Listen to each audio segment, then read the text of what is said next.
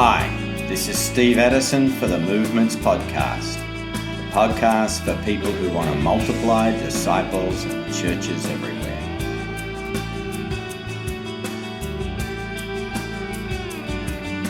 Today we're speaking to Bob and Mary Burton about NoPlaceLeft Ecuador.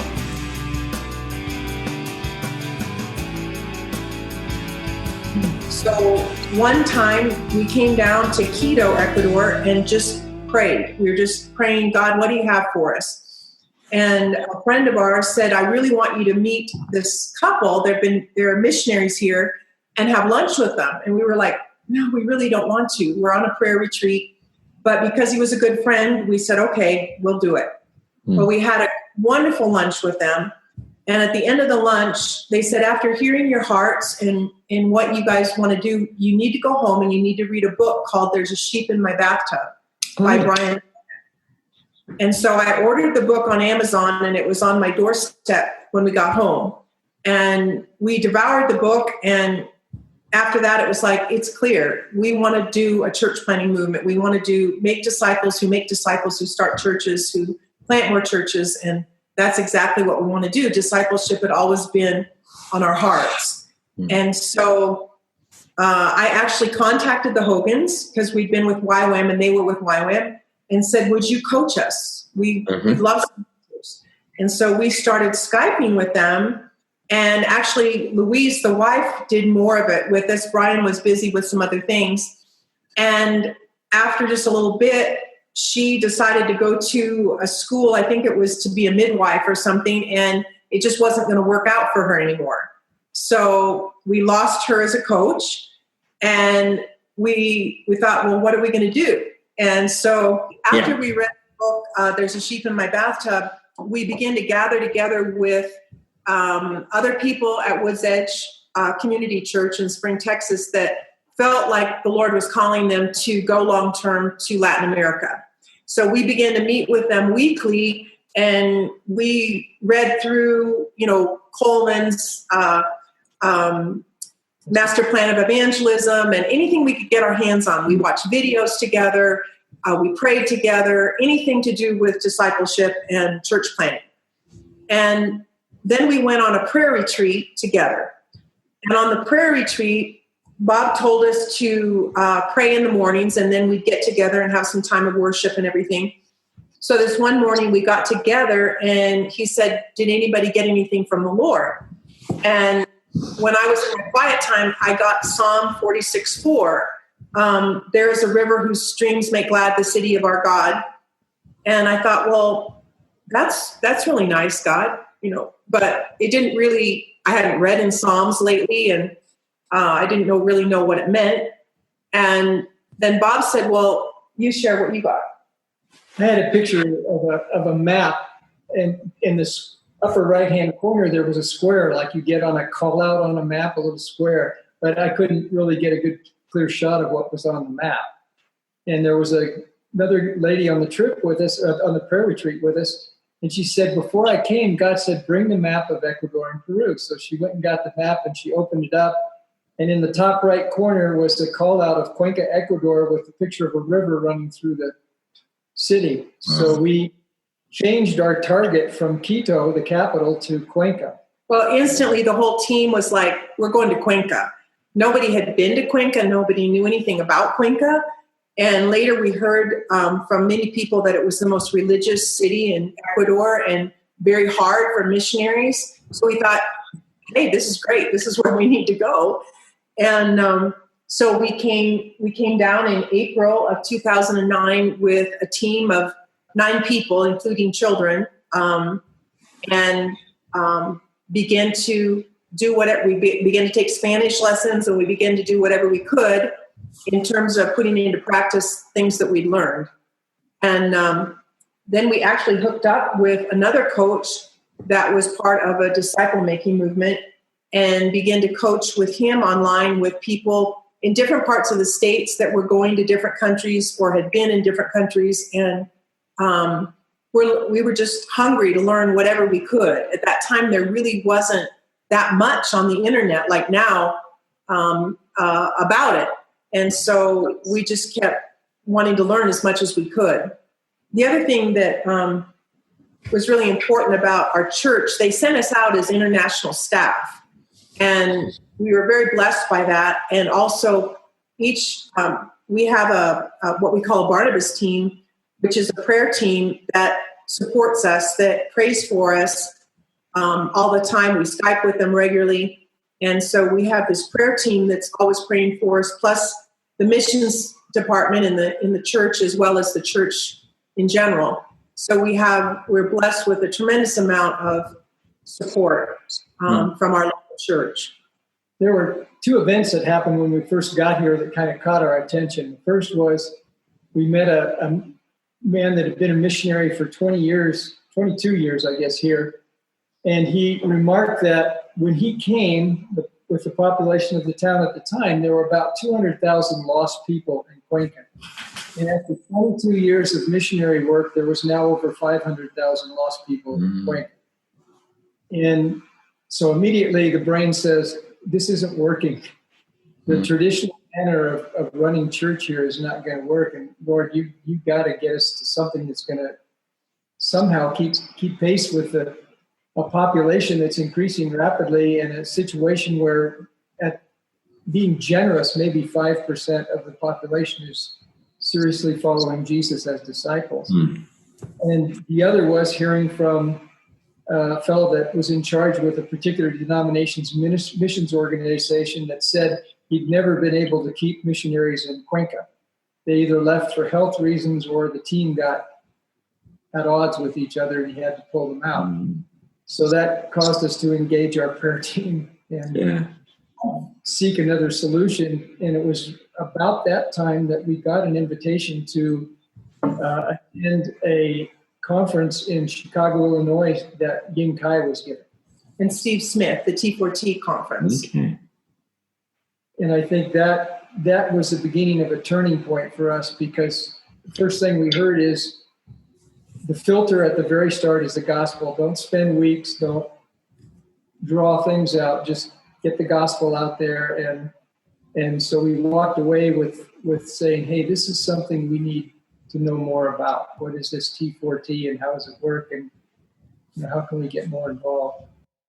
Before the meeting with Yin Kai and Steve Smith, what did the work look like?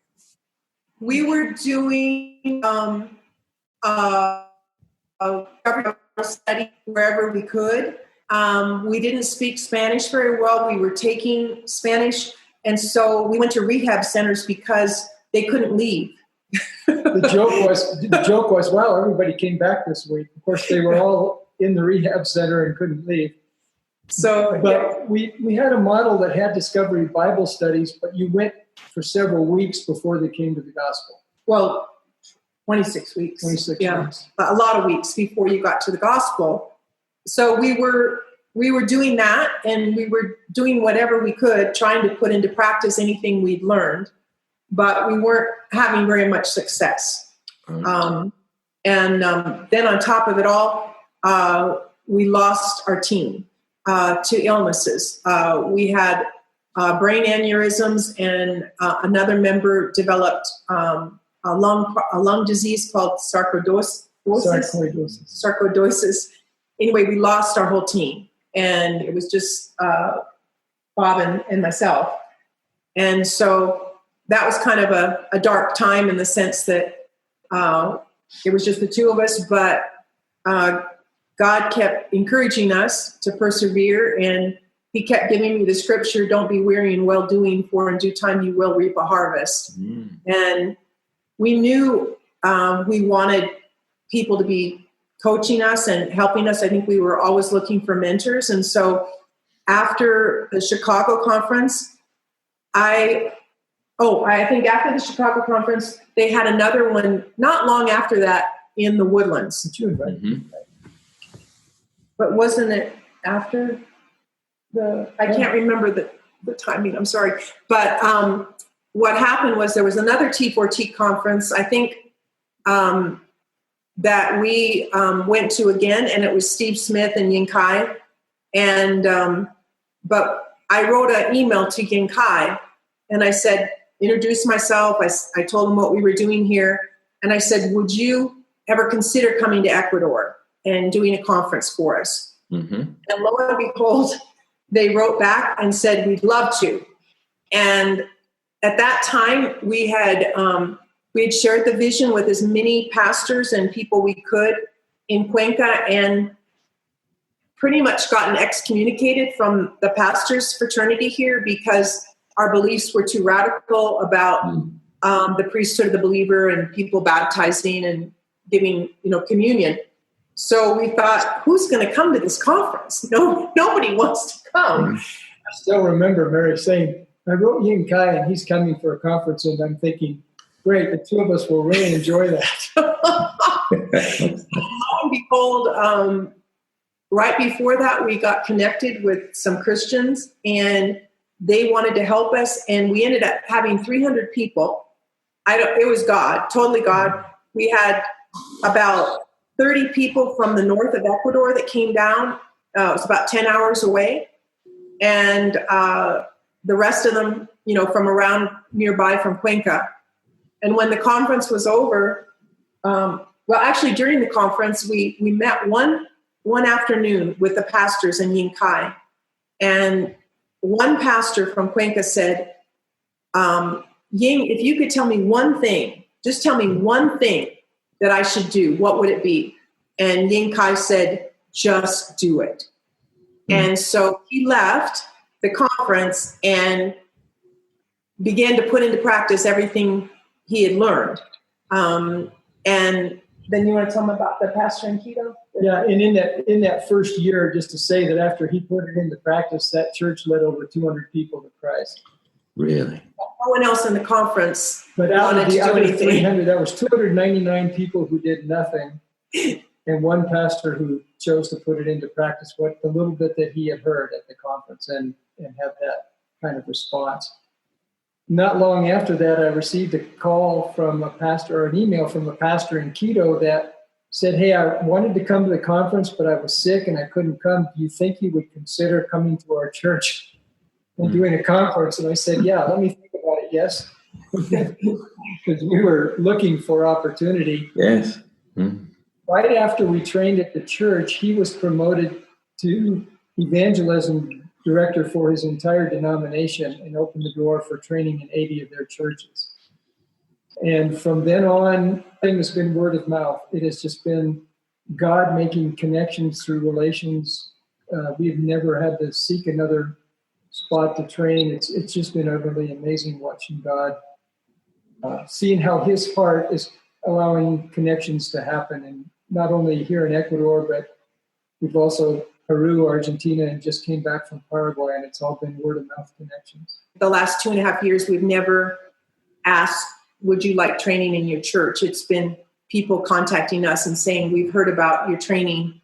Please, would you come to our church? And so after that, it was a blessing and a challenge, because some of these places are 8 to 10 hours away from us by car. And so we've ended up doing a lot of Skype and Zoom coaching with these pastors after that, because they're not right here in close proximity to us. Yeah. So that's been a blessing too. But after Yin Kai, when we were at the second conference, the T4T conference in Houston at the Woods Edge Community Church, there was a break, and a pastor and his wife that I know were sitting at a table with Jeff Sundell. And so I went over to say hi to them because we hadn't seen them in years. And I just sat to the side while Jeff Sundell was talking to them. And he pulled out this piece of paper and began to draw the 4 fields on this piece of paper. And we weren't really that familiar with it. And he began to talk to them about how it was not only a vision and not only a strategy, but it was a diagnostic tool. And I just sat there listening to that. And after then I think the conference started, so I didn't have a chance to say anything. And I went to Bob and I said, Bob, we've got to talk to this guy. He really knows stuff we don't know, and we've got to find out about this stuff. So we came back to Ecuador, and I sent an email to Jeff. And I said, Jeff, would you ever consider coming to Ecuador? Okay. And he said, yes. And so Bob again was flabbergasted. And Jeff ended up coming, and we ended having, I think, about 40 pastors and then some E3 leaders from Peru that attended also, and he did a 4-day. And that really is what started us on a path to see some traction and some success. And he connected us with go ahead, yeah. He connected us with Chuck Wood, and Chuck and Deb Wood have been one of the greatest blessings God has put in our lives. So just reflecting back then, there was a period of time since getting to Ecuador, you'd say this was the battle. Was losing the team, not seeing a lot of progress in the field. Right. And then the connect with Yang, and somehow that visit catapulted you into a new level where immediately, and it was only one key guy, but immediately you saw what God could do when he gets a hold of the Ecuadorians, and a couple hundred people came to Christ. Right. It was, as Chuck Wood would say, we got parachuted in. You got parachuted in. Well, something began to happen for us that is not that common when you look at the graphs and things like Steve Smith has, that in this first part, here's what you're going to be doing. You're going to be doing all this seed sowing, and that's where you're going to spending your time, and then you're going to find, your Timothys and different things, and then, your time investment is going to be changing. And we kind of got parachuted into a place where Jeff Sundell says there's no such thing, but we call them pastors of peace, where we trained in hundreds of churches throughout Ecuador, hundreds. And we were fortunate to find some pastors of peace. And what we mean by that is that they were pastors that were very kingdom-minded, and they knew that, and God had prepared them. It's like when we talk to them, they'd say, this is what I've been praying for. Yeah. And I've been reading in the book of Acts, and they knew that what they were doing wasn't working.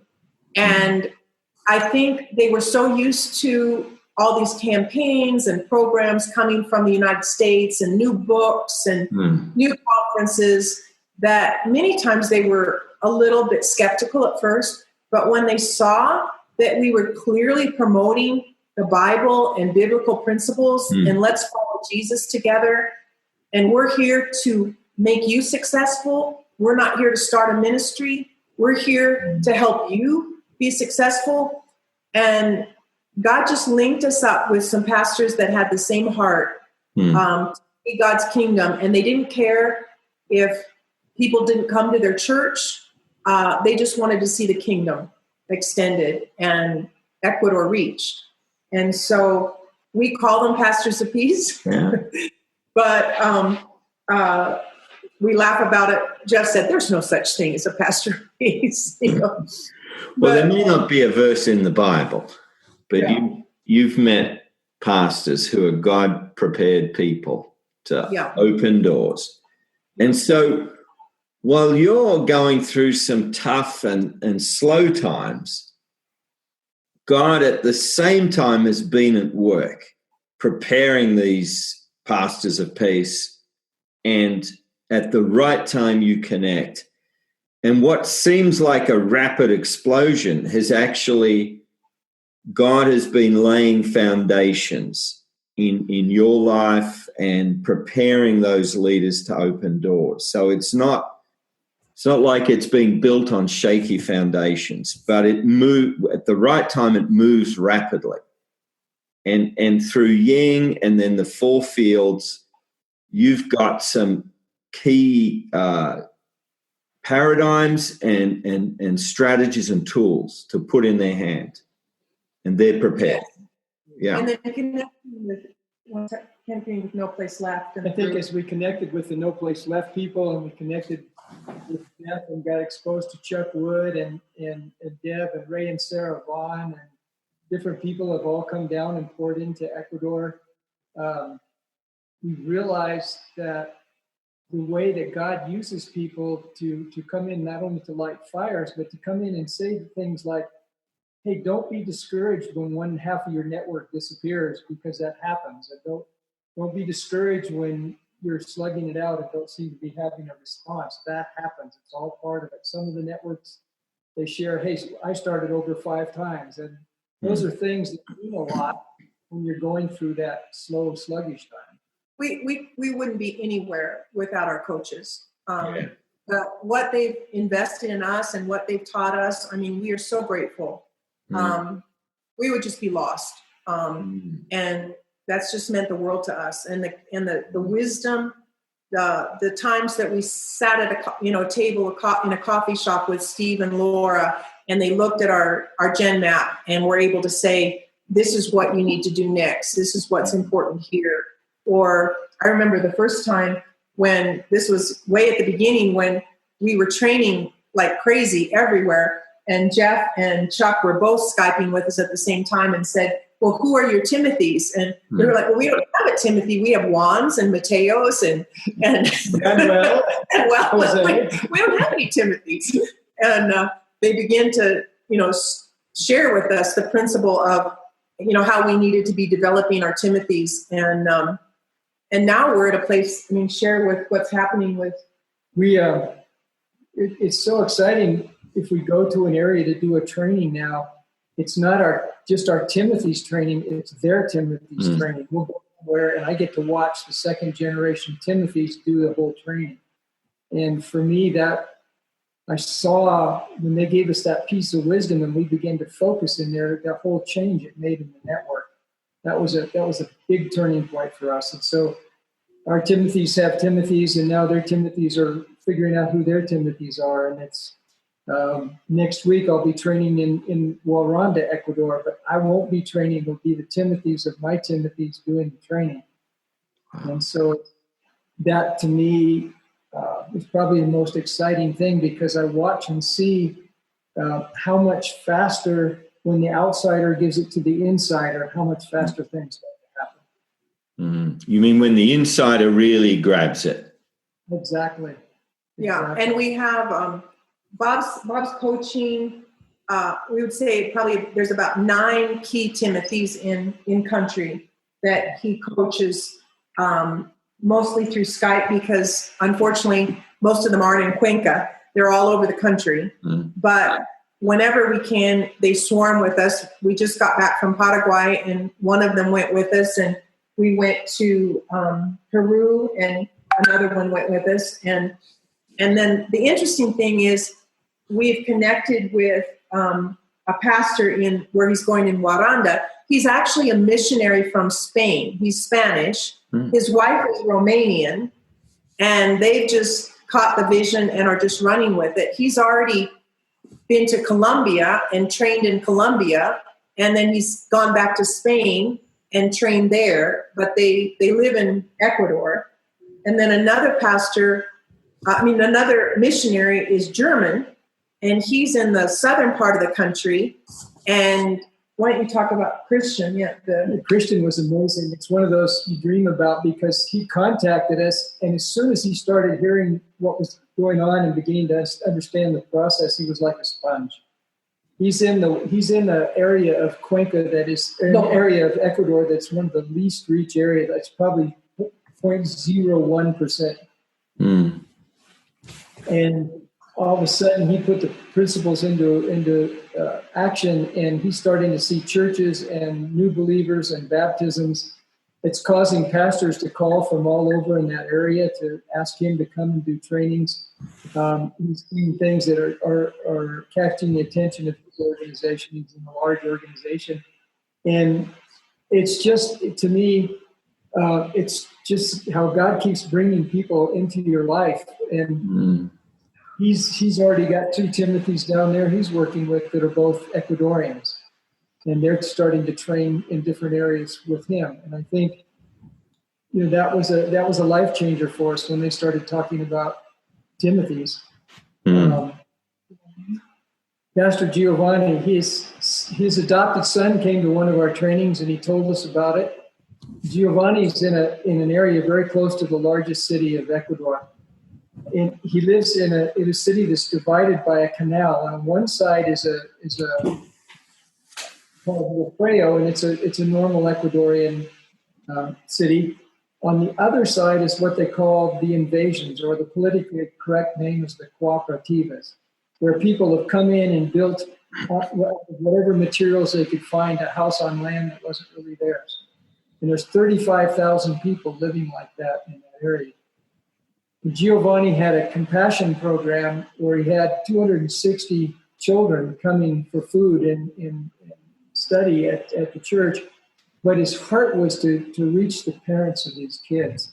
And when he got a hold of this and he saw the simplicity and he saw that it was Bible-based and that it was simple and it was reproducible and was reproducing, he trained 16 people at his church to go back out to the parents of these kids. And in 9 months, they had 159 salvations and started over 30 home churches. And it's still just growing throughout that area. He's been to Chile and trained. He's been to Paraguay, Mexico, and the United States. But his success rate in reaching the parents caught the eye of compassion, and they're actually coming down to meet with him and say, "What are you doing? That was always the vision. How are you doing that? What's making that happen?" And I think right now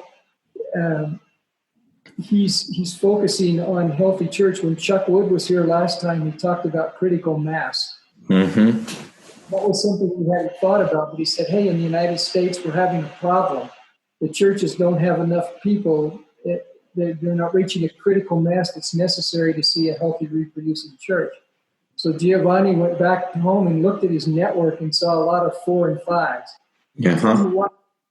And part of it is because the people, by the nature of where they're living and where they've come from, are very suspicious of their neighbor. They're not sure that they're in the house, and the houses are very small. But they prayed, and God showed them a way to reach. He tried reaching the men and trying to bring them together. They tried football, soccer games, and all kinds of things, and it wasn't working. They prayed, and God said, "Get the women." So they started a class at their church on how to make little jewelry and things. The women began to connect and talk and start celebrating birthdays. And then he said, "Hey, how about if these studies you're having here, what if we did it in your neighborhood and you could bring your family?" And they all thought it was a great idea. His average church size right now is 20 people. And he has one where the guy started with 4 people. Within 5 weeks, he's got 40 people there, and they're all having to stand up because he doesn't even have room to sit down. But it's a testimony to God's creative ability and the tools that you adopt the tool to the culture instead of the culture to the tool. And what they found was by using, instead of moving from salvation directly to the commands, they're using the stories of hope in between. And that allows time for the people to bring in their friends, and they get comfortable, and everybody gets comfortable, and then they shift to the commands, and they present the gospel. They present the gospel again to get the whole oikos, and it's just amazing watching what's happening down there. Wow. And so that was a case where he was able to consolidate a lot of little churches into some really healthy, good-sized oikos groups, and they only lost 5% in the process, which was amazing.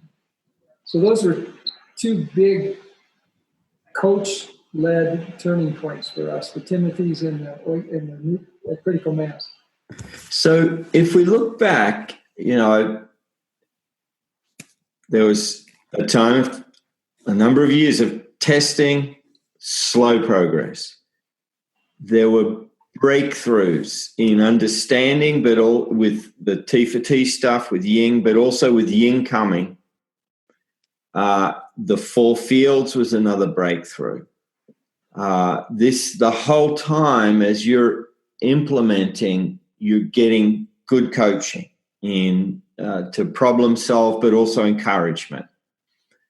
A key thing God's done is there are pastors of peace, whatever we call them. Functionally, they're there. I'm sure Jeff would agree. And the real fruit is coming now. It's on multiple fronts, multiple nations around Latin America. And the insiders are doing it. They're the key things that I'm picking up. What's been the fruit? So have you got some sense of, as a result of this, what's been the impact in terms of people coming to faith and churches started? We've seen in the different networks, there are about 80 church plants so far. Mm-hmm. We're at the beginning. We're not the thousands of church planted. We're just seeing the beginning of movement. We've gotten fourth generation through Giovanni's network. We've got a couple of other networks at third generation. We're seeing it from the coastal region to the jungle region to the mountain region. And we've discovered that the process works in every area. Sometimes you just have to adapt to some cultural issues. But I think the biggest fruit is that it's picking up pace. Yeah. You can feel it's like you tipping point and it's starting to roll forward. And so I just yesterday got a call from Christian, 3 more house churches. Antonio's got 4 more house churches, just had baptisms. This is starting to happen weekly, new house churches, new baptisms. And so our goal is to see 4G in as many networks as possible, fourth generation, not just disciples. I think that was also the critical thing for us. We had fourth generation disciples, but we want to see fourth generation healthy church. Yeah. Not just 2 or 3 people, but actually a solid, healthy church that's got the critical mass to begin to multiply and create other healthy churches. And what are you learning about your role as catalyst there in Ecuador? I'm learning to work through instead of work. Mm-hmm. That would be a big one, in that I see that there's more fruit if I can make one of my Timothys successful. And I can see him train level 1, level 2 trainings. I can see him do a mid-level training. I can see people in his region looking to him instead of looking to me. I think every time that's happened, the pace is picking up. I think that's been a learning for me. Depending on God for contact, knowing that it's not us, that it's God working his will and what he wants to see here, and that we're just part of that. How about you? I think the same. I think so much of it is, the key is our relationships, our relationships with our Timothys. I think, through the last 2.5 years, we've formed some strong bonds, and that's been a little difficult because some of them are 8 to 10 hours away. Mm-hmm. And so it's not like they're all in the city with us, but we've been able to go and visit and stay with them, or they've been able to come here. And then the weekly Skypes or Zooms that Bob does with them. And then also if they're able to come to whatever trainings we have and swarm with us that time. And then every year we have, some kind of a 4-day or a mid-level. Now this last one we had was really electric. We had most of all of our key Timothys and some new people, but then we had like 12 people from Mexico that came from a church out of Texas, and we're hearing they're related coaching wise to the people in Texas, but we have relationship with them, and we're hearing good things, that things are happening where they went back. They received a lot at that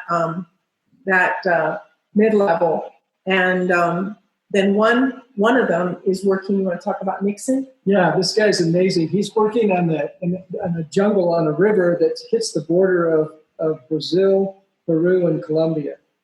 And he's reaching out to all the jungle villages in those 3 countries. And we just set up a 4-day intensive up there for him.